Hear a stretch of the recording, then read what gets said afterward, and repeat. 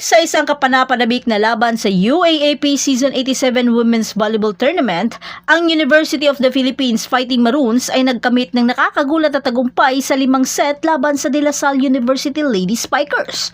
Hindi lang basta panalo ito.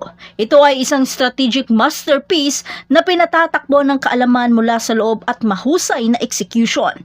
Talagang nagulantang ang lahat. At alam niyo ba kung bakit? Ang Lady Spikers na kilala sa kanilang pagiging dominante sa laro ay talagang kilala silang kinatatakutan dahil sa mga swag at sangkatutak na mga kampiyonato. Pero muling nagulat ang press na hindi nagbigay ng post-game interview at isang paglihis mula sa kanilang karaniwang gawain.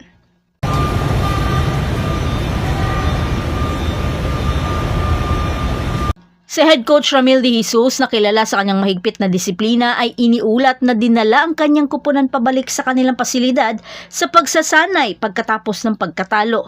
Ang hindi pangkaraniwang katahimikan na ito ay nagdagdag lamang sa misteryo sa paligid ng hindi inaasahang tagumpay ng UP.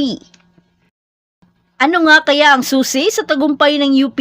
Walang iba kundi ang kanilang head coach na si Benson Bokbok.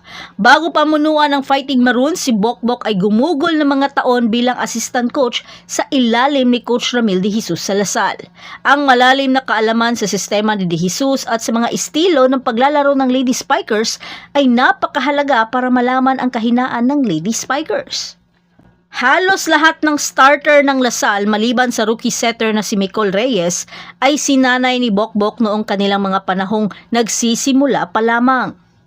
Kinilala mismo ni Bokbok ang kanyang pamilyaridad sa laro ng La Salle na nagsasabing nararamdaman niya na ito ang araw na mananalo sila. Binigyan din niya ang kahalagahan ng pagtuon sa kanilang sariling game plan na ginagamit ang kaalaman upang mahulaan ang mga galaw ng La Salle.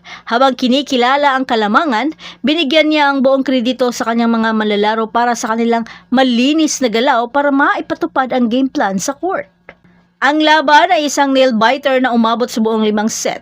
Ang tapang at determinasyon ng UP ay kitang-kita sa buong laro. Ang panalo ay nagpantay sa kanilang record sa 6 na panalo at 6 na talong record na pinapanatili ang kanilang mga pag-asa sa Final Four at inilalagay sila sa kompetisyon kasama ang La Salle, UST at FEU.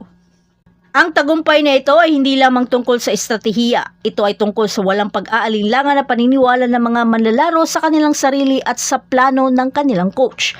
Nagpatupad sila ng tamang execution na nalampasan ang pressure ng paglalaro laban sa isang koponan na kilala sa pagiging dominante sa court at kinatatakutan bilang isa sa mga malalakas na koponan.